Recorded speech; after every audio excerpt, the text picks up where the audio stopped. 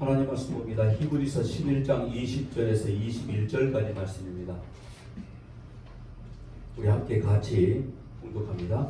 믿음으로 이삭은 장차 있을 일에 대하여 야곱과 에서에게 축복하였으며 믿음으로 야곱은 죽을 때에 요셉의 아들에게 축복하고 그 지팡이 머리에 의지하여 경배하였으며 아멘. 거의 한 주 동안을 감기 때문에 소리가 안 나왔는데 오늘은 괜찮을 것 같았는데 아직 조금 더 감기 뿌리가 남아있는 것 같아요. 그래도 오늘도 목소리는 1년에 딱 2번째입니다. 섹시한 목소리.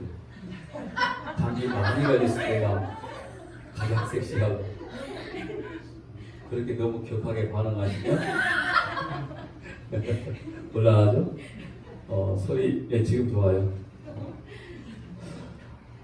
오늘 히브리서 11장 20절에서 21절까지 말씀 오직 믿음이 이끄십니다. 우리가 히브리서 말씀을 계속 지금 우리가 공부하면서 오직 예수, 오직 믿음이었습니다. 그러면서 이제 11장에 들어오면서 믿음의 조상들이 나열되는데 우리가 믿음의 조상 하면 대표적으로 아브라함 그리고 이삭, 야곱. 그런데 사실 아브라함에 대한 이야기는 굉장히 할 말이 많아요. 그렇죠? 또 성경 속에 이 아브라함에 대한 이야기는 굉장히 많이 기록되어 있기도 하고요. 그리고 또 반면에 야곱도 은근히 사건, 사고가 많이 터진 인물 중에 한 사람입니다. 마치 이 아브라함과 야곱의 인생을 보면은 대하 드라마를 보는 것 같아요. 굉장히 임팩트한 인생인데 그 가운데 이삭은 별로 이삭에 대한 인물이 성경에서 그렇게 썩 많이 등장하지도 않습니다. 오늘 그 이삭의 이야기입니다. 그 몇 줄 안 나온 이삭의 이야기가 오늘 어떻게 전개되어지고 가는지 한 줄로 이야기하는 오늘 본문의 이삭은 믿음으로 장차 있을 일에 대하여 야곱과 에서에게 축복하였다. 21절 말씀이죠. 20절 말씀입니다. 믿음으로 이삭은 장차 있을 일에 대하여 야곱과 에서에게 축복하였으며 그런데 여러분 아시죠? 우리가 창세기 말씀을 통해서 이삭이 진짜 믿음으로 야곱과 에서에게 축복하려고 했나요? 믿음으로 이렇게 말하면 이삭의 뜻과 생각이 아닌 하나님의 뜻과 하나님의 의지로 행했다. 바로 이런 말씀인 거죠. 그러니까 하나님이 이끄신 대로 하고자 했다라고 이렇게 말해야 되는 건데 사실 여러분 우리가 성경을 통해 알고 있지만은 이삭은 야곱을 축복하고 싶은 생각이 전혀 없었던 인물이에요. 자 보세요. 창세기 25장 말씀 보니까 27절에 그 아이들이 장성함에 에서는 익숙한 사냥꾼이었으므로 들 사람이 되고 야곱은 조용한 사람이었으므로 장막에 거주하니 지금은 조용한 이렇게 번역이 되어 있지만은 이전 성경에 종용한 이렇게 번역이 되어 있습니다. 그런데 조용하다 이 말은 보통 그리고 온화한 사람 이런 의미를 가지고 있는데 실제적으로 탐함이라는 소비하다 실패하다 이 뜻에서부터 시작된 이름이 바로 조용한 이런 뜻입니다. 그러니까 그냥 말이 없고 잠잠하고 뭐 여성스럽다 뭐 이런 말이 아닌 거예요. 야곱은 어떤 인물이냐면 실패한 인물, 아무것도 아닌 존재. 바로 이런 존재로 야곱의 이름이 사실은 시작이 되어졌던 거죠. 자 반대로 에서는 익숙한 사냥꾼, 또 우리가 익숙한 사냥꾼 그러니까 아주 사냥을 잘했다라고 이렇게 말하는데 아주 강하다 그리고 든든하다 이런 말이었습니다. 익숙하다는 말이. 그러다 보니까 그 시대에 힘의 원리가 통치를 이루고 있는 그 시대에 강하고 듬직하고 단단하고 더더욱이 사냥도 잘한 에서의 모습 그 시대의 딱 승리자의 모습인 거죠. 지금 이 시대의 승리자의 모습은 얼마나 많은 돈을 가지고 있느냐? 얼마나 아주 강력한 권력을 가지고 있느냐? 뭐 이런 것 아니겠습니까? 그 시대 역시 힘의 상징이었던 그런 의미로 쓰여졌던 게 에서의 모습이었죠. 그러니까 아버지는 당연히 에서가 든든한 아들인 거죠. 그런데 이삭이 누굽니까? 이삭이라는 인물 자체가 그의 아버지 아브라함과 어머니 사라의 신앙이 없음을, 즉 불신앙을 드러내는 아들이 이삭이었어요. 이해가 되십니까? 자, 언약을 불신했던 사람, 하나님의 약속을 제대로 믿지 못했던 아브라함. 그런데 그에게 아들이 있을 것이다라고 이렇게 말씀했을 때에 사라는 하나님을 비웃고 말았거든요. 그랬더니 하나님이 내년 이맘때에 네가 아들 낳을 건데 그 아들 이름을 이삭이라 네가 나를 비웃었어? 이거였단 말이죠. 그러니까 사라와 아브라함은 그의 아들 이삭을 바라보면서 자기들의 믿음 없음을 매일매일 보게 되는 거죠. 이삭을 볼 때마다 우리가 하나님의 말씀을 제대로 순종하지 못했고 하나님의 말씀 언약을 믿지 못했던 자. 그러니까 이삭은 어떤 인물이냐면은 아브라함과 사라에게 하나님 없음을 보여주는 인물이 바로 이삭이었어요. 우리가 그 정도밖에 안 된 인간이었구나. 바로 이런 거죠. 그런데 여러분, 아브라함의 복의 근원이라고 이야기했단 말이에요. 이 복의 근원, 뿌리. 그러니까 뿌리가 아브라함이면 당연히 가지가 있고 열매가 있는데 그 가지가 누구냐면 바로 그의 아들 이삭이란 말이에요. 그러니까 하나님의 복이 지금 아브라함에게서도 어디로 간 거죠? 이삭에게로 간 거죠. 그런데 그 구원의 복의 근원인 아브라함은 복의 후손인 이삭을 기대하지 않고 또 아브라함의 인생 순간순간 살펴보면 얼마나 많은 믿음 없는 짓을 했냐고요. 그러니까 여러분, 복의 근원이 사실 아무것도 아닌 자가 되어져 버린 거예요. 우리가 복의 근원, 믿음의 조상, 이런 수식어가 붙어있다 보니 굉장한 믿음을 소유한 자 같기도 하고 하나님의 놀라우신 복의 근원을 가지고 있는 자처럼 보여지는데 사실은 그 자체가 어떤 거냐면 아브라함의 믿음 없음을 낱낱이 보여주고 있는 증거가 되어진다는 거였거든요. 그래서 이삭이 자기는 비웃음과 이 없음에서 태어난 약속의 우선, 그 약속이 낳은 자인데 또다시 힘의 원리 속에 들어가서 에서를 선택하고자 한다는 거예요. 확실히 부전자전입니다. 아브라함이 그랬던 것처럼 이삭 역시 마찬가지로 세상의 눈에 보이는 힘의 상징이었던 에서를 복의 후손으로 선택하고자 했다는 것이죠. 그런데 왜 굳이 이 믿음이란 장에 들어와서 히브리서 기자가 굳이 이삭의 이야기를 왜 꺼내냐? 왜 믿음이란 전제를 이렇게 시작을 했느냐 이거죠. 아무리 살펴봐도 믿음이 있는 자처럼 보여지지 않는 이삭. 사실 그 이외 아브라함. 이삭은 그렇게 여러분 에서를 축복하려고 했지만 믿음이 어떻게 했다는 겁니까? 에서를 축복하지 못하도록 믿음이 이삭을 막아버리는 거였어요. 믿음이 에서를 축복하지 못하도록 이삭의 손을 그냥 잡아버린 겁니다. 그러니까 여러분, 믿음의 조상들이 뭘 했다가 중요한 게 결코 아닌 거예요. 어떤 거죠? 믿음의 조상은 가만히 살펴보니 그들이 했던 행함이 이게 아니라 믿음이 그들을 이끌고 가고 있구나. 히브리서 결론이자 시작의 말씀이 바로 이거 같은 겁니다. 여러분, 믿음은 우리 생각과 우리의 의지대로 무언가 하고자 하는 것들을 이루는 게 절대로 아닙니다. 믿음은 오늘 저와 여러분을 억지로라도 끌고 가여지는 게 믿음이라는 거죠. 나는 도무지 할 수 없는 일, 그리고 내가 도무지 아무것도 하지 못하고 무능하며 존재를 자꾸 드러내야 되는데 그것들을 믿음이 끌고 간다는 거죠. 그래서 믿음이 인격체라고 말하고 있는 건 아닙니다.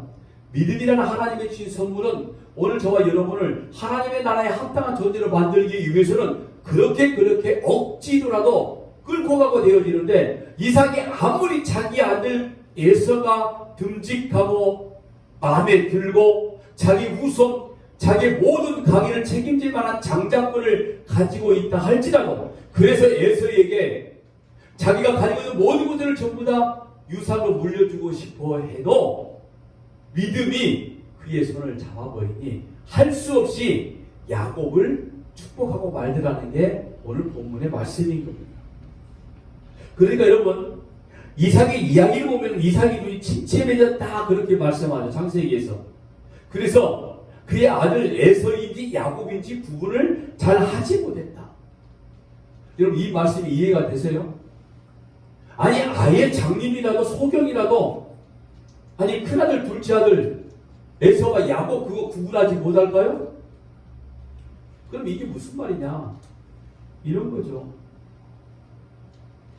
마치 이 땅에 예수께서 오셨는데 빛으로 오셨음에도 불구하고, 즉 모든 사람들이 볼만한, 피할래야 피할 수 없는 그리스도가 빛으로 오셨음에도 불구하고 세상은 그를 알지 못하더라. 이 상태를 사실은 이삭을 통해서 보여주고 있는 겁니다. 그러니까 이삭이란 존재가 이미 어렸을 때 그는 정말 하나님의 놀라운 믿음의 역사를 경험했던 인물 아닙니까? 그럴 만한 인생의 체험을 했던 사람들이 누가 있습니까?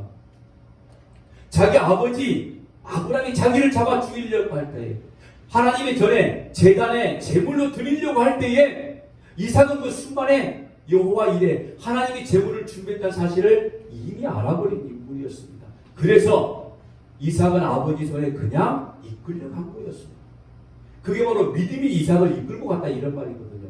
그래서 제단 이후에 그냥 아버지가 칼을 잡고 자기를 쳐 내리치고 있을 때까지 아무런 움직임이 없었다라고 이렇게 우리가 말하는 겁니다. 여러분, 근데 그런 이삭이 그렇게 이미 어렸을 때 하나님의 놀라운 기적적인 역사를 체험했던 그 이삭이, 그러니까 이삭은 십자가신 예수 그리스도의 모습을 상징적으로 보여주었던 그 이삭이 자기 뜻대로 에서를 축복하고자 했다는 거죠. 그때 또다시 믿음이 움직이는 겁니다. 에서는 복의 후손이 아니야. 즉 구원의 후손이 아니야. 너의 가문을 통한 구원의 후손은 에서가 아니라 야곱이란다. 바로 이거예요. 그런데 여러분, 또 에서와 야곱이 어머니 뱃속에 있을 때, 태중에 리브가 태중에 있을 때 분명히 하나님께서 말씀하셨거든요. 창세기 25장 21절 23절입니다. 이삭이 그의 아내가 임신하지 못함으로 그를 위하여 여호와께 간구하매 여호와께서 그의 간구를 들으셨으므로 그의 아내 리브가가 임신하였더니 그 아들들이 그의 태 속에서 서로 싸우는지라. 그가 이르되 이럴 경우에는 내가 어찌할꼬 하고 가서 여호와께 묻자온대 여호와께서 그에게 이르시되 두 국민이 내 태중에 있구나. 두 민족이 내 복중에서부터 나누이리라. 이 족속이 저 족속보다 강하겠고 큰 자가 어린 자를 섬기리라 하였더라. 이삭과 리브가는 이미 태중에 있을 때부터 작은 자가 큰 자가 작은 자를 섬길 것이라는 사실을 하나님의 말씀을 통해서 이게 알고 있었던 겁니다. 그런데 이삭은 까맣게 잊어버린 거였어요. 그 하나님의 약속을, 하나님의 말씀을 기억하지 못했던 거죠. 이 말은 무슨 말이냐면 하나님이 그의 마음에서 이미 떠나버린 거였죠. 믿음의 삶이라고 전혀 하지 못했다는 증거가 되어지는 겁니다. 여전히 눈에 보이는 세상의 일의 원리에 따라 살고 있는 이삭의 모습인 거죠. 그랬으니 바로 에서를 그의 후손으로 삼으려고 했던 것이고요. 그런데 믿음이 그를 끌고 가는 거예요. 여러분, 저와 여러분의 인생은 우리 뜻으로 살아가는 존재가 못 된다는 것을 말씀하고 있는 겁니다. 오늘 저와 여러분의 인생은 믿음이 우리를 끌고 가는 겁니다. 하나님이 주신 선물, 그 믿음이 우리를 예수 그리스도 앞으로 끌고 가고 계시는 것이지, 우리가 예수의 이름으로 기도한다 해서 우리의 생각과 우리의 뜻대로 세상의 모든 것들이 얻어지는 것 결코 아니라는 사실을 보여주고 있는 게 이 히브리서 11장의 믿음의 조상들의 이야기인 겁니다. 한번 우리 예서의 역할 한번 보자고요. 여러분, 성경에서 혹시 예서가 아주 악독하고 큰 죄인이란 말씀 찾아보신 적이 있습니까? 없으니까 하는 말이에요. 여러분, 성경에서 에서를 그렇게 나쁜 놈으로 말하지 않아요. 에서가 아주 아버지 이삭의 말을 듣지 않고 동생을 아주 미워했다? 결코 그렇게 말하지 않고 있습니다. 에서가 야곱을 죽이려고 달려들었던 것은 자기가 마땅히 받아야 될 세상적인 힘의 상징인 유산을 받지 못했기 때문에 이 정도 되면 열받을 사람, 열받지 않을 사람 누가 있습니까? 요새 말로, 지금 말로 부모의 유산 때문에 형제들끼리 살인까지 일어난 시기. 뭐 그런 거예요. 그런데 뭐 성경에서 에서가 그렇게 야곱에게 화를 냈던 것은 어찌 보면 당연한 거지. 그것 때문에 에서가 나쁜 놈이라는 욕을 먹어야 될 이유가 전혀 없는 겁니다. 사실은 에서는 그 시대에 따른다면 능력 있고 듬직하고 한 가문을 일으킬 만한 굉장히 뛰어난 능력 있는 사람이었다 이런 말인 거죠. 사람들에게 칭찬을 받을 만한 사람. 이걸 여러분 신약에 보면 뭐라고 말하고 있냐면 율법적인 사람이라 이 말인 거죠. 에서의 역할은 바로 그런 역할이었습니다. 세상 사람들의 복이 좋은 것, 힘도 셉니다. 사냥도 잘해요. 힘을 가지고 있죠. 똑똑하고 모든 사람들이 야, 저 정도 되면 신약시대의 율법학자들 바리새인들이 바로 그런 칭찬을 받았잖아요. 반대로 야곱이 어떤 인물입니까? 아무것도 할 수 없는 뭐 이렇게 표현합니다. 비리비리한 자. 좋은 말로 뭐 여성스러운 자. 지금은 그 말하면 곤란하죠. 지금은 여성이 훨씬 더 남성보다 강한 여성들이 많이 있어요. 저를 봐도 뭐 그런 것 같기도 하고요. 어머니 리브가 치마폭에 그냥 쌓여있는 자.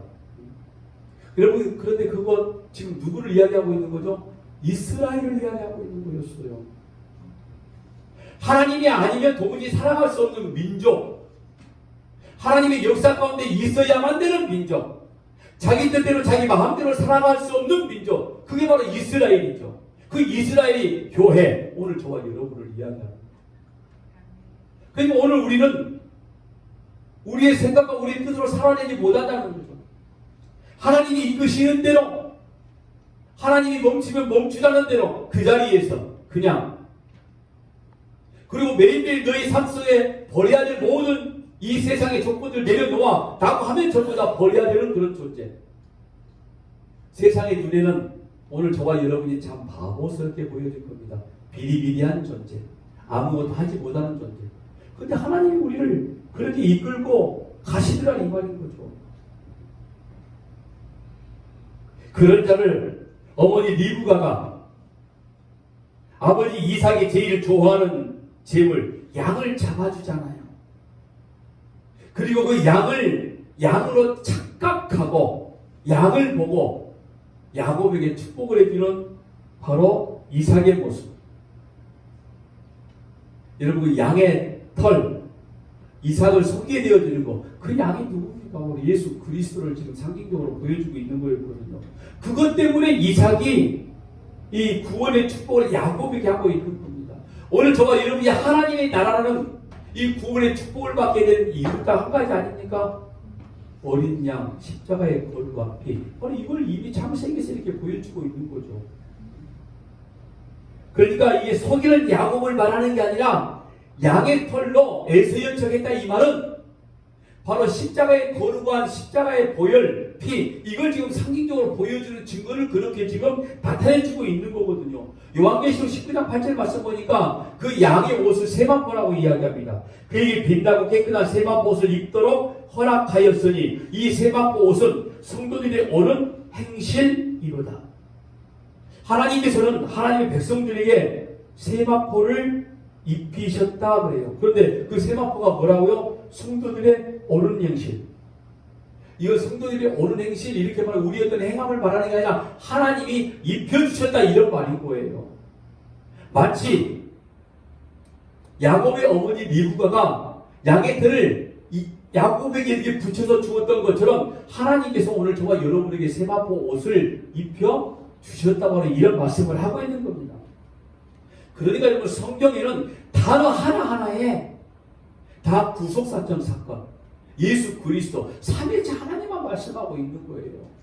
성경 전체 66권 그 어느 문장, 그 어느 단어에도 세상에 대해서 말하고 있지 않습니다. 다 하나님에 관한 말씀을 하고 있다는 거죠.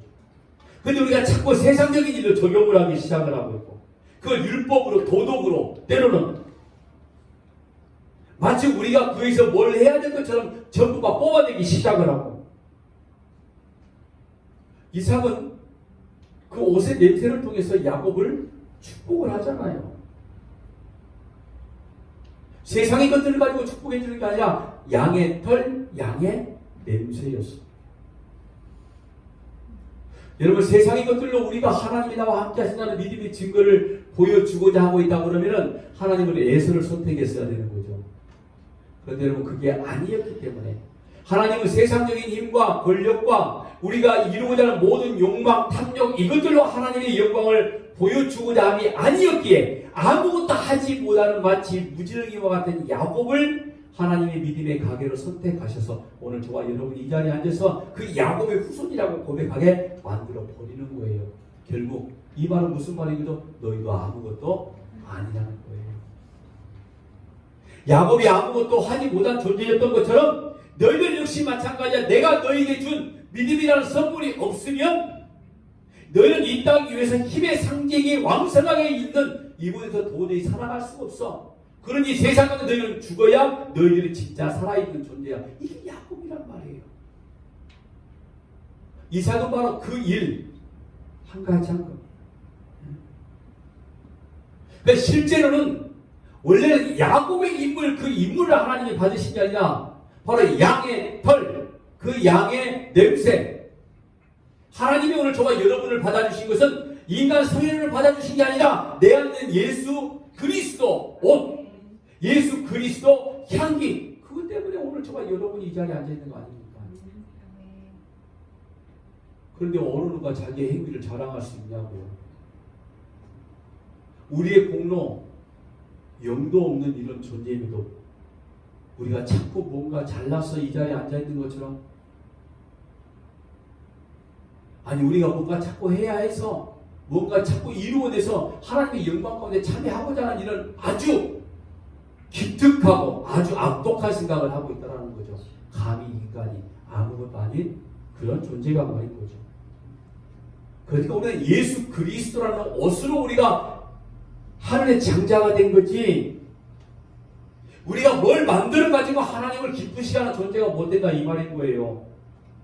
만약에 그랬더라면 우리가 뭘 만들어서 우리가 뭘 해서 하나님이 기뻐하시는 존재가 되었다라고 그러면 에서가 잡은 그 짐승으로 맛있게 요리해서 야 이삭이 에서를 축복해줘야 되는 거죠. 이미 그때부터 전부 다 어긋나게끔 하나님께서 만들어 버리시잖아요.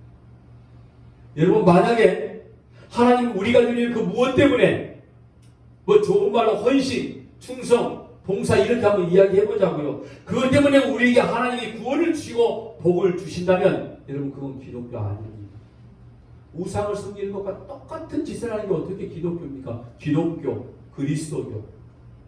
아무것도 아닌 존재 가운데 하나님의 영광이 부어지기 시작했는데 온전히 예수 그리스도 덕분에 부어진 은혜. 이것이 바로 그리스도거든요. 그런데 우리 어떤 행위적인 열매를 들여서 하나님께서 영광을 받으시고 그것 때문에 오늘 저와 여러분에게 어떤 복을 주신다? 내 주일마다 여기 나올 이유 없다고 그랬죠? 불교나 우상을 섬기는 사람들이 생각하고 있는 그런 일들인 거죠. 교회에서 그런 일들이 일어나고 있다면 그건 교회 아니란 이야기를 하는 거예요. 여러분, 큰 자가 작은 자를 섬긴다는 말은 이 세상은 진짜 큰 자, 이 세상의 진짜 주인, 그 예수 그리스도가 작은 자인 나, 우리, 아무것도 쓸모없는 우리, 사도 바울의 고백처럼 죽어 마땅한 우리를 위해서 십자가에 피 흘리시고 그걸 지금 이야기해주고 있는 거 아닙니까? 그런 방식으로 구원의 역사가 임하게 되어진다는 거죠. 그래서 큰 자가 작은 자를 섬기는 방식으로 구원이 일어나게 되는데 어떻게 확인되어졌냐면 하나님의 아들 예수가 성령으로 잉태되어 인간 동정녀 마리아의 탄생으로 이 땅에 오시게 되잖아요. 그걸 설명해 주시기 위해서. 그리고 십자가에 죽으신 겁니다. 그걸 보여주는 게 지금 야곱과 에서의 이야기인 거죠. 거기에 지금 이삭이 주인공으로 쓰임받고 있는 거죠. 그러니까 야곱과 에서의 이야기는 선택에 관한 말씀만 지금 계속 이야기하면서 오직 예수에 대한 이야기만 하고 있는 거예요. 우리가 믿음의 조상, 복의 근원 이렇게 이야기를 하면서 아브라함부터 시작된 이삭, 야곱, 그 이후에 요셉, 눈에 보는 세상적인 복을 자꾸 말씀하고 있다는 건 대단히 복을 잘못 보고 있는 거죠. 제가 좀 과하게 이야기해서 만약에 그런 복을 바라고 있다면 그건 교회가 아니다라고 이야기를 하는 거예요. 교회가 아니라는 말은 내 자신 자체가 교회인데 하나님의 백성답게 살아내지 못하고 있다는 거죠. 보세요.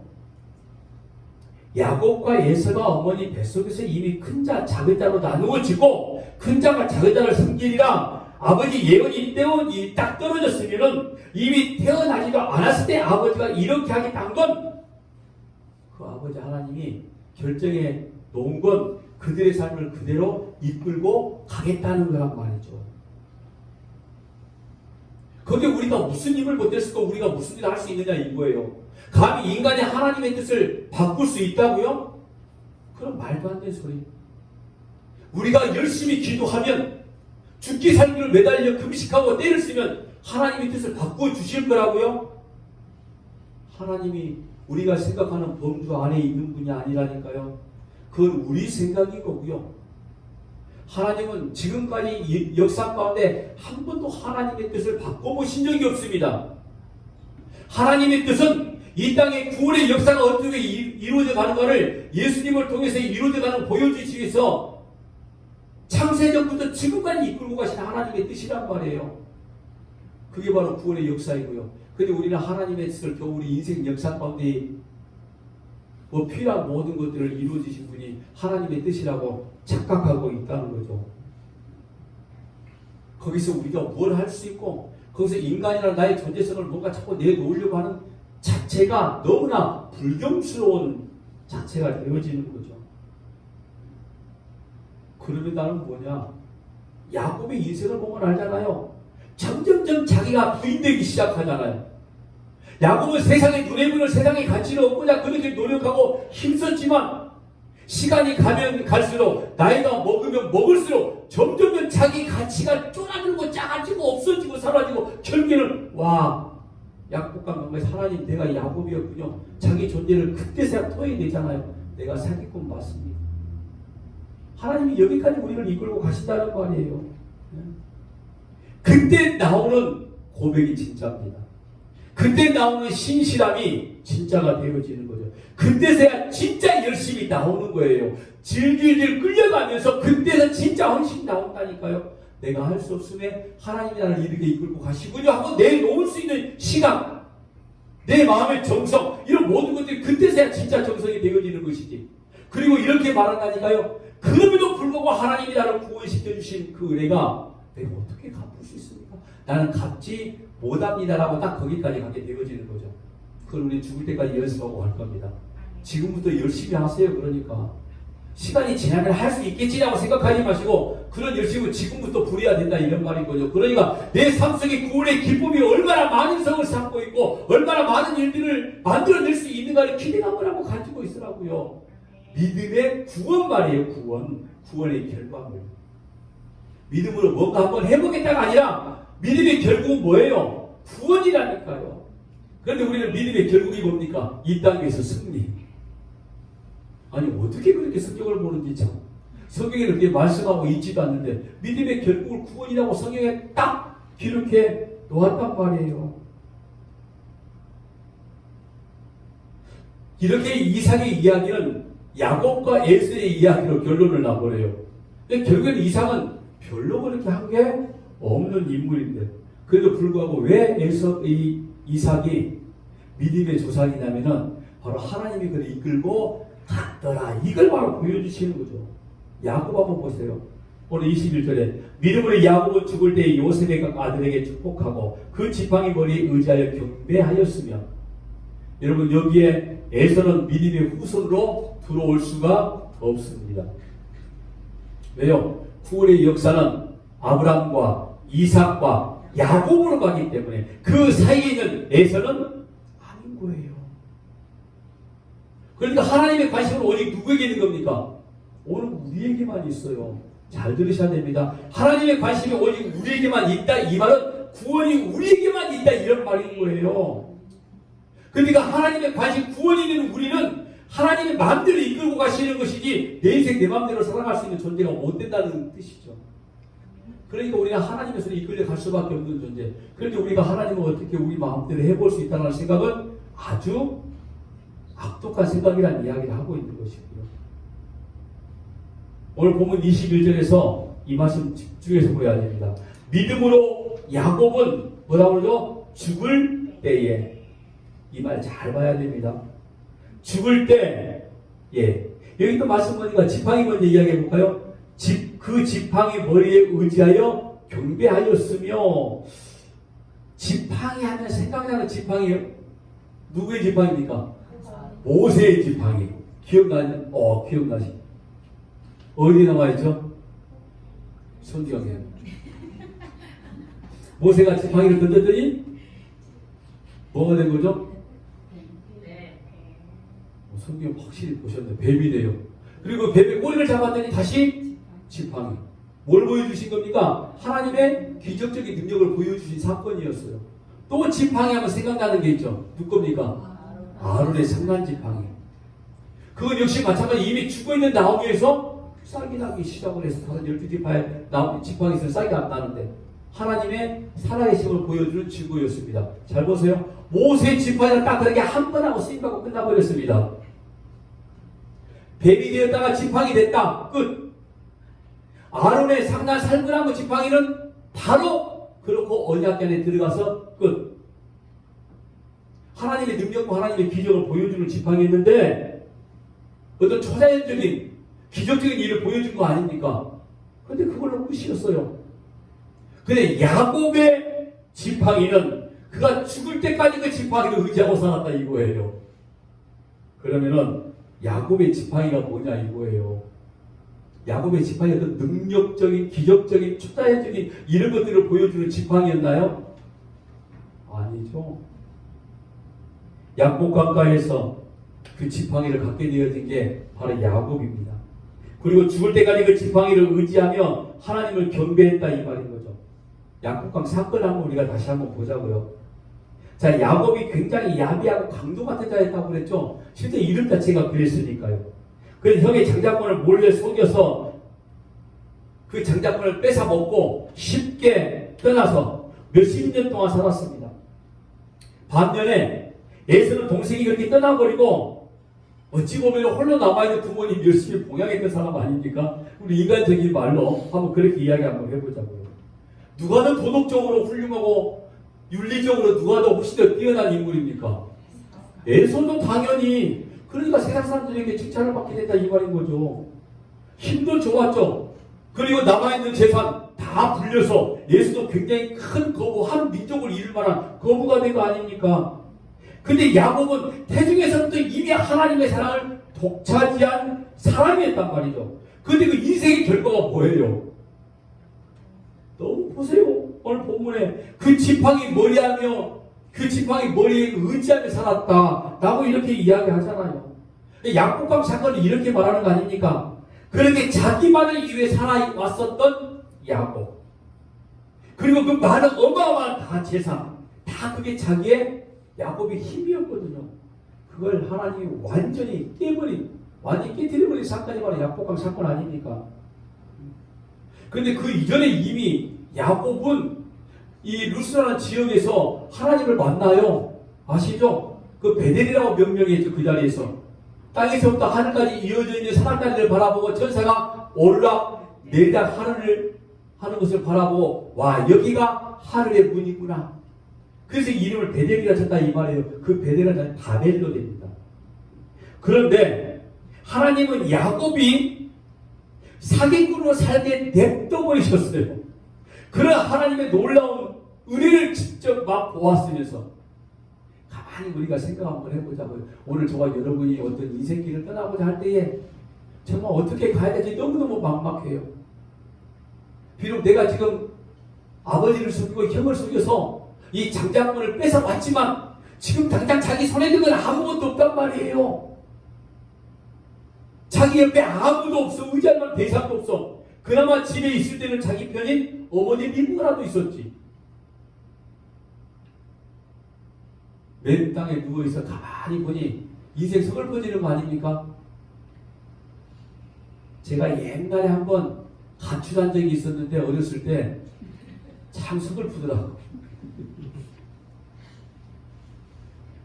야곱은 더 인생이 비참했을 것 같아요. 그런데 갑자기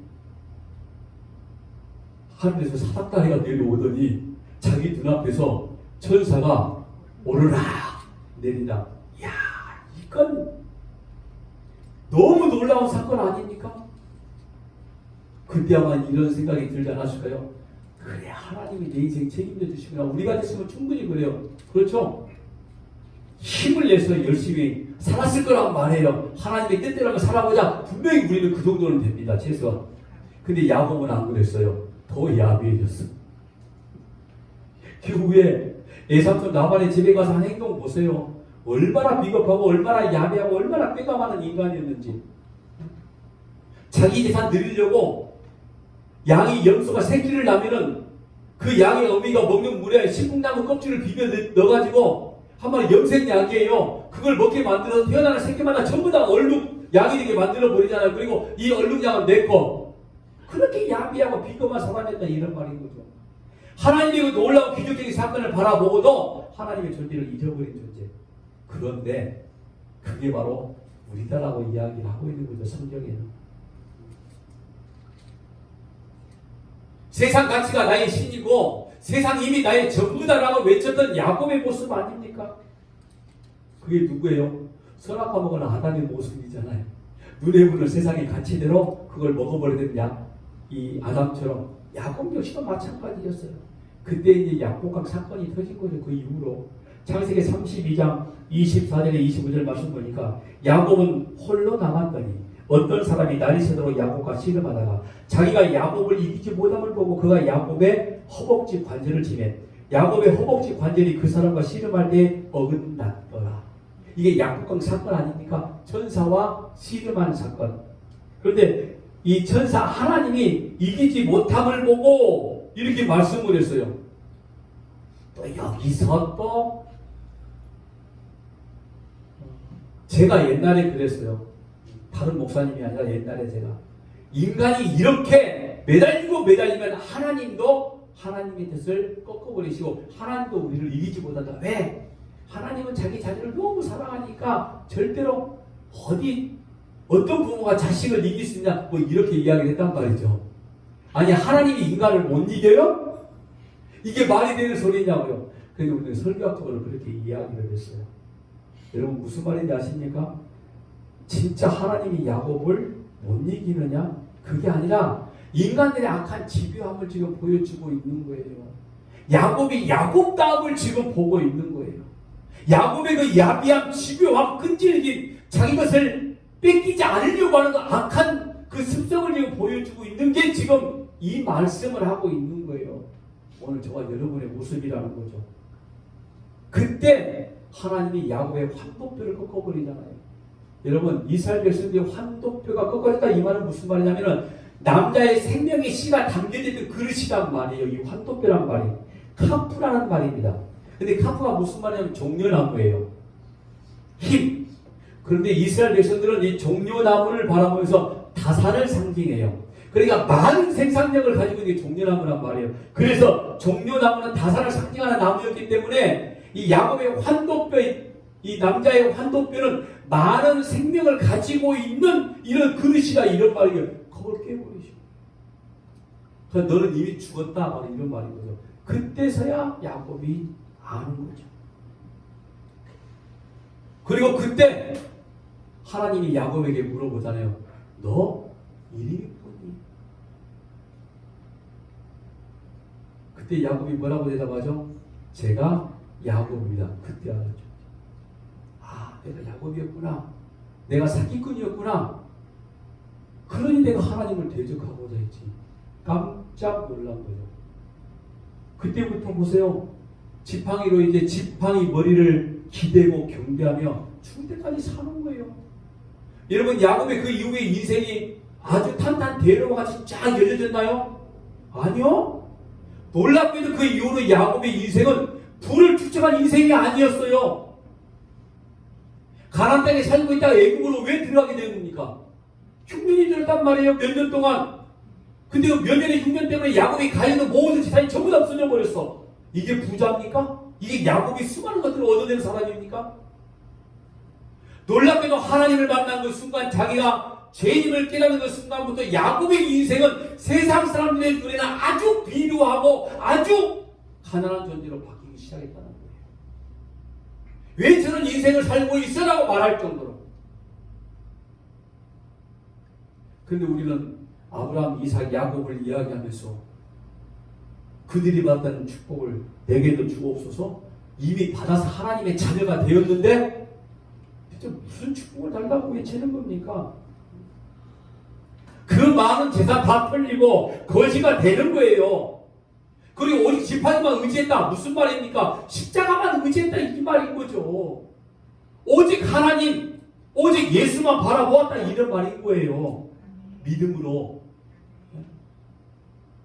그러니까 이 세상의 것을 가치와 힘으로 여기고 살아가겠다라고 하는 이 야곱을 하나님은 그냥 두들겨 패버리고 너희 생명 끝! 한옆에 부러뜨려버리는 거죠. 그리고 이제는 이 지팡이 이거 바라보고 살아. 너 이거 아니면 너는 걸어다니도 못하는 존재야. 우리가 아무리 그럴싸한 외모, 그럴싸한 실력, 그럴싸한 재물 이거 가지고 있다 하더라도 하나님이 그 안에 계시지 아니하시면, 구원의 존재가 아니면, 구원받은 존재가 아니면 아무것도 아닌 것을 지금 보여주고 있는 거죠. 너희들이 비록 절름거리로 다니다 할지라도 너희 안에 구원의 역사 예수 그리스도가 있으면 그게 모든 걸 가진 존재라는 사실을 보여주고 있는 게 바로 이 야곱의 지팡이 이야기인 겁니다. 그래서 그 십자가 지팡이만 바라보게 만들어버리는 거죠. 여러분, 약복강 이름이 뭐라고 했으면 약포크. 이게 무슨 말이냐면 다가크라는 말에서 시작됐어요. 공허하다, 아무것도 아니야. 그래서 약복강은 아무것도 아닌 강이에요. 비우는 강이란 말이에요. 근데 야곱이 자기 자신을 내려놓게 되는 비우는 역사를 그때서야 체험하게 되어지는 거 아닙니까? 이거죠. 아, 나는 은혜로만 살아가는 존재구나. 아멘이십니까? 오늘 저와 여러분은 하나님의 은혜로만 살아가는 존재란 말이에요. 노아가 어떻게 120년 동안 방주를 지었다고요? 그 전에 먼저 하나님의 은혜가 임했더라. 그러니까 120년 동안 바보 소리 듣고 살아가는 거예요. 오늘 저와 여러분이 평생에 인생에 주어진 모든 것들 가운데서 왜 너 그따위로 인생 살고 있니? 예수 믿는다면서 왜? 야, 예수 믿는다는 증거가 바로 이거야? 야, 세상 종교를 믿고 있는 믿음 있다고 말하는 사람들도 잘 먹고 잘 살더라. 근데 너는 왜 이렇게 살아? 그 소리 들어야 마땅한 거예요. 하나님은 세상의 부와 가치로 우리의 믿음을 절대로 판단하지 않는다니까요. 물론 그렇다고 해서 믿는 사람들이 전부 다 가난하다 이런 말은 아닌 겁니다. 여러분이 부자 될 수 있는 거, 사업적인 수완이 뛰어나고 경영적인 수완이 있고 때로 돈이 있으면 부자 될 수 있어요. 아니에요? 제가 볼 때는 맞는 것 같은데. 여러분, 높은 자리에 올라가고 권력을 가지고 실력이 있는 것은요, 그하고 공부를 해야 가능한 일인 거죠. 그런데 우리는 그게 인생의 전부가 아니라는 걸 아는 문제라는 말이죠. 죽을 때까지 지팡이 십자가를 의지하고 살았단 말이에요. 언제까지요? 죽을 때까지 십자가만 의지하고 살았더니 야곱이 거지된 거 아닙니까? 가나안 땅에서. 그래서 애굽으로 들어간 거 아니에요? 요셉으로 인해서. 그래서 우리는 죽어 해골돼서 어디 가는 거죠? 약속의 땅에 들어가는 거예요. 부인하고 싶어도 어쩔 수 없는 사실입니다. 성경이 말씀하고 있으니 그렇다고 해서 여러분들이 듣기 좋은 소리로 서목사가 거짓말 할 수는 없는 거고. 야곱이 베델로 들어갈 때 돌아갈 때요, 지팡이 하나 가지고 갔다니까요. 그 하나님의 사랑자를 보았던 그 자리에 아무것도 가지고 가지 못했습니다. 베델에서 빈손으로 출발했다가 베델의 종결지로 빈손 들고 들어왔습니다. 이게 우리 인생인 겁니다. 아, 그나마 하나님으로 돌아갈 때는 뭐 있어도 지팡이라도 있었죠. 그런데 여러분, 베델에서 떠날 때 야곱에게는 지팡이는 없었지만 뭐가 있었는지 아십니까? 꿈, 비전. 많이 들어봤잖아요, 여러분 이야기. 그 베델이라는 우리 야곱이 보았던 사랑단지를 바라보고 위를 바라봐야 됩니다. 방향성의 법칙. 하나님이 보여주신 비전입니다. 청년 때 얼마나 많이 들어봤습니까? 아니 청년들 설교하는 거 내용을 들어보면 그런 이야기들이 너무너무 많았어. 비전, 꿈. 그러면서 뭐 다니엘의 이야기, 이 야곱의 이야기, 요셉의 이야기. 앞으로 혹시 그런 소리를 들으면 속으로만 그러세요. 목사님 그건 진짜 밥통 같은 소리입니다. 무슨 야곱이 꿈을 꿉니까? 무슨 비전을 가지고 가요? 그게 꿈이가 그게 비전이가 아니라 이 말이에요. 해골되어 절뚝거리면서 베드로 돌아가서 하나님 나 이렇게 왔으니 나 이거예요. 천부여 의지 없어서 내 모습 이대로 받아주옵소서. 참 찬송가 잘 만들었죠. 적당하게 그 모습 표현하고 있는 거 아닙니까? 여러분 야곱이 지팡이를 짚고 다닐 때마다 뭐가 생각났겠습니까? 뭐가 기억났겠어요? 옛날에 뭐 라떼는 말이야 내가 양이 수만 마리였고 뭐 이 소리 했을 것 같아요. 야곱이 지팡이 짚고 가면서 이거 하죠. 나는 하나님의 공격을 받아 이미 죽어 마땅한 존재임에도 불구하고 이것 때문에 내가 지금까지 살아왔다. 이 소리 할 거 아닙니까? 우리들의 인생이 복음 진리를 제대로 알면 그 말씀 가운데 우리가 살고 있으면 나는 이미 죽어버린 존재였음에도 불구하고 진리가 나를 붙잡고 하나님의 말씀이 나를 믿음의 역사를 이루어내셔서 그러면 내가 세상 가운데 힘들고 어려워도 오직 예수만 바라보고 살고 있단다. 이런 고백이란 말이에요. 야곱의 한 고백이 지팡이를 바라보면서. 그래서 본문의 지팡이 즉 십자가를 의지하여 요셉의 아들들을 축복했다 이런 말인 거죠. 자, 야곱의 이야기 중에 마지막 결론입니다. 요셉의 아들들을 축복하였다. 그런데 여러분 알고 있죠? 이 내용도 정말 기가 막힌 내용 아닙니까? 차자를 장자로 축복을 했어요. 자, 보세요. 원래는 야곱이 아니라 에사가 받아야 되는 장자권이잖아요. 근데 믿음이 이삭으로 하여금 야곱을 축복하게 만들어 버렸어요. 그런데 그 이삭의 아들 야곱도 똑같은 짓을 해요. 또 참 신기하죠. 왜 하나님은 그렇게 보여주시고 계시는지. 요셉의 아들 이 므낫세와 에브라임, 므낫세가 원래 장자였단 말이에요. 그러니까 지금 야곱이 이 요셉의 두 아들을 축복하니 누구를 축복해야 되는 거죠? 므낫세를 축복해야 되는데 에브라임을 축복해버리거든요. 그러나 요셉이 말하잖아요. 아버지 큰아들은 므낫세라니까요. 아니다. 어긋나. 이렇게 축복을 해버리는 거죠. 쉽게 그림으로. 그래서 여러분 아브라함과 이삭과 야곱의 믿음의 조상인 거예요. 하는 짓까지 똑같으니까. 그래도 우리는 아브라함보다 낫죠? 남자들 이야기입니다. 우리는 이삭보다 낫습니다. 아버지 아브라함은 자기 안에 2번 팔아먹었더니 이삭은 몇 번이요? 1번 팔아먹었어요. 리브가를.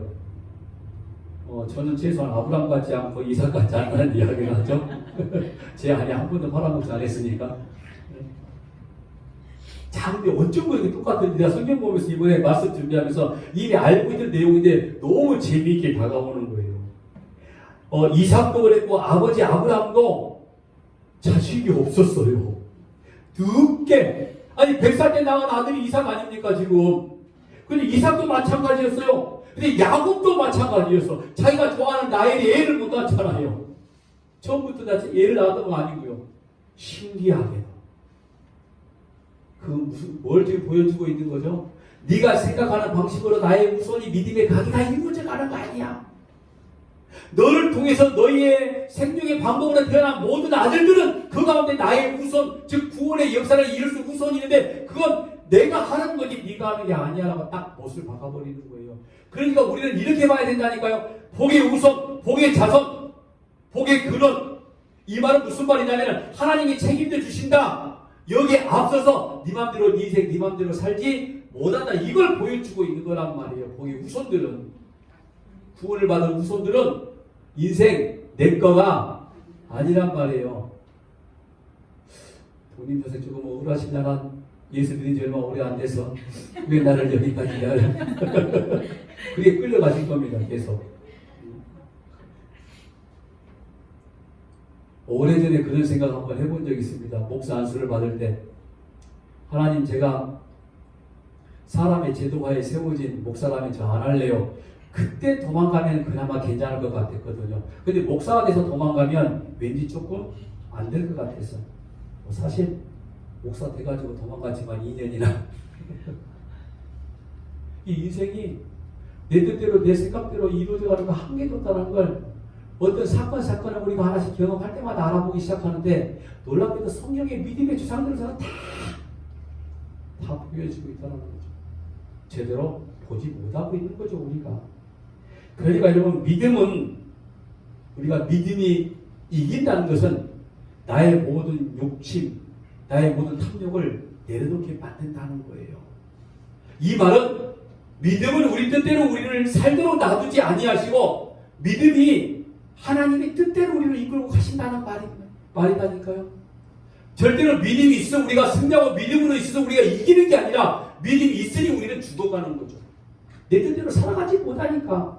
그게 바로 믿음으로 히브리서에 나와 있는 말 뜻이 바로 그걸 이야기하고 있는 겁니다. 그러니까 우리가 사는 매 순간 하나님이 우리와 동행하신다. 여러분 믿어지시죠? 믿으십니까? 그 말은 내 뜻대로 내가 살아가는 존재가 아니구나 이거예요. 근데 우리는 뭘 본다고 그랬죠? 하나님이 나와 동행하시니까 무슨 일이든 다 잘 될 거다. 그게 아니라 하나님이 나와 동행하시면 내 뜻은 하나도 없다 이 말인 거예요. 우리가 지금 살고 있는 이 시간도 지금 하나님이 우리와 동행하시면서 우리를 죽여내고 있는 우리의 욕심, 우리의 탐욕, 우리의 생각, 뜻 다 포기하게 만드시고 하나님이 주신 선물, 그 믿음이 우리를 이끌어 가시는데 그리스도에게 하나님의 나라를 바라보게 이끌어 가신다는 겁니다. 그때서야 우리가 이런 고백을 하는 거예요. 사도 바울처럼 오호라, 누가 이 사망의 몸에서 나를 건져낼 수 있을까? 참 슬픈 인생이구나 내 인생이. 누가 제발 다 좀. 그런데 자기 뜻대로 살아내지 못하는 거죠. 이런 고백이 절로 나오게 되는 거예요.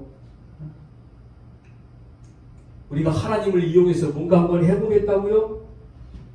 그걸 이적과 기사로 보여주는 건 미혹하는 영이란 말이에요. 속지 말란 말입니다.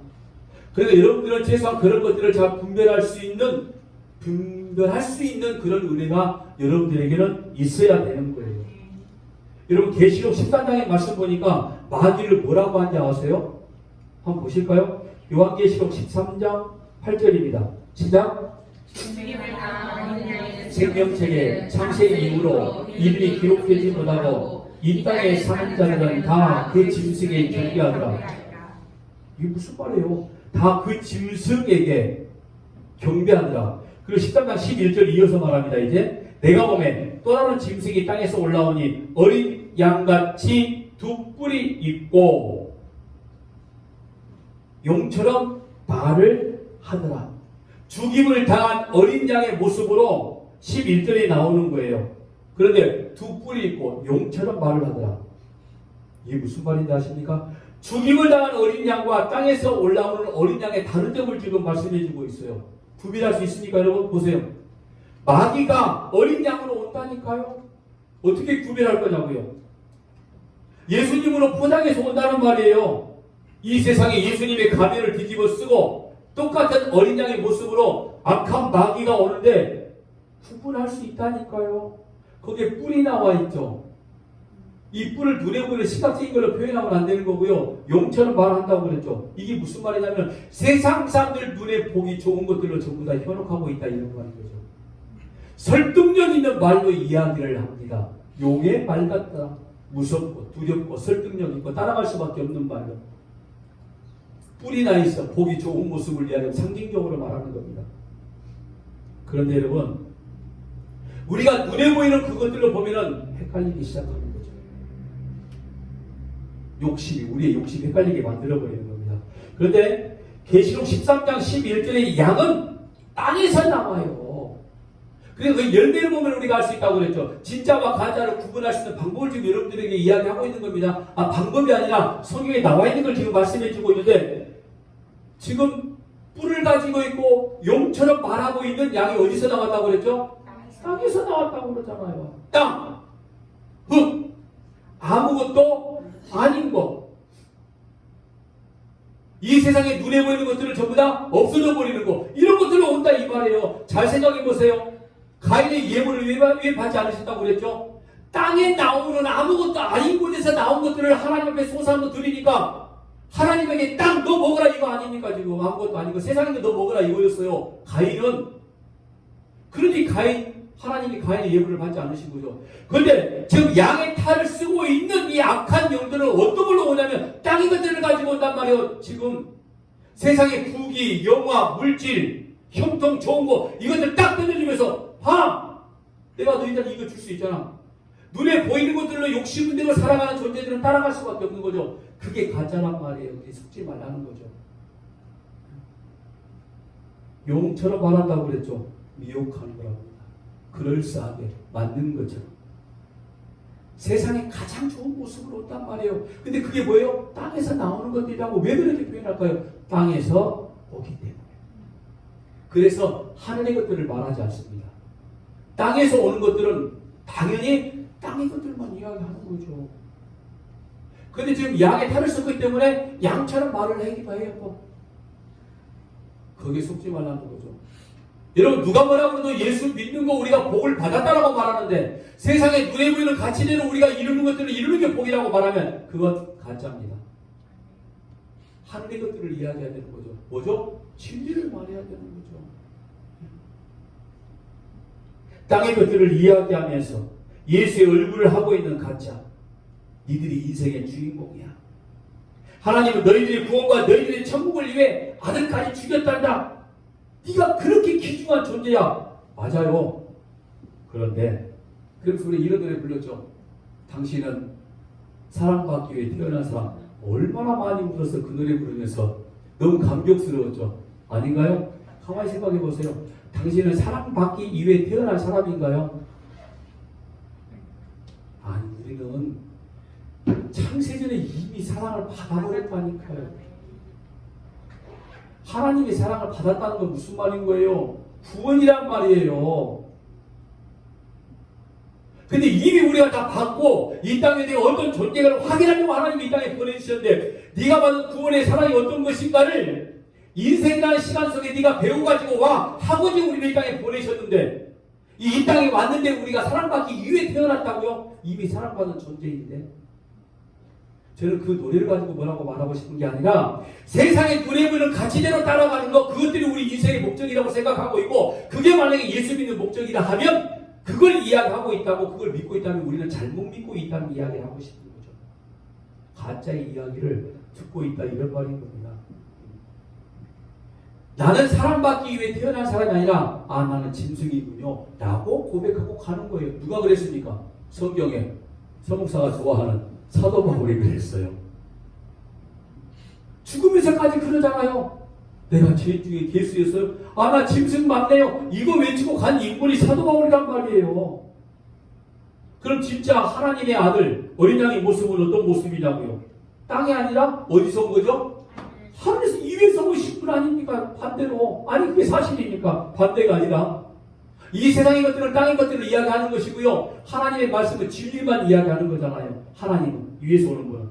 그래서 요한복음 12장 46절에 나는 빛으로 세상에 왔나니 빛으로 오셨단 말이에요. 땅에서 온 게 아니라 요한복음 3장 21절에 진리를 따르는 자는 빛으로 오나니 그러니까 진짜 하나님 말씀을 들을 만한 귀가 있는 자 요한계시록에 말씀하고 있는 성령이 귀 있는 자는 들을지어다 라고 외쳤던 그 말씀을 들을 수 있는 자들이 누구예요? 빛을 보는 자, 진리를 따르는 자라 이런 말인 거죠.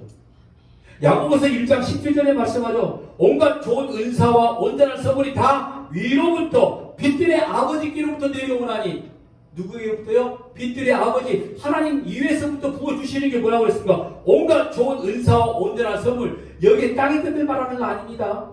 착각하면 큰일 나요. 또 이 말씀을 가지고 하나님이 이렇게 모든 걸 주신다. 하늘의 것들이 어떻게 이 세상에 눈에 보이는 것들로 주어지냐고요.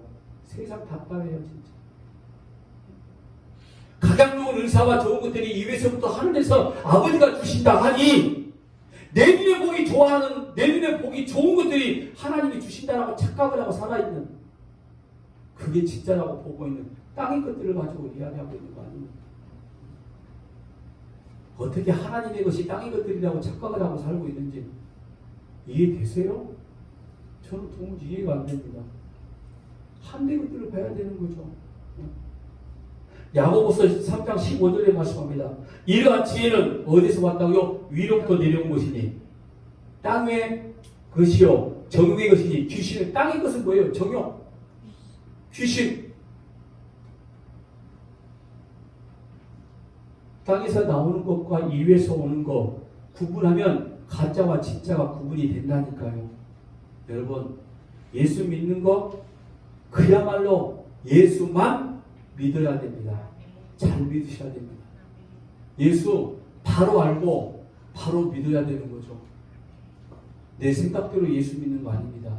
우리 뜻대로 여기 왔다고 생각한다고 그러면은 내 의지대로 여러분들이 예배당에 나왔다고 생각한다면 여러분들 마음대로 믿으셔도 상관이 없습니다.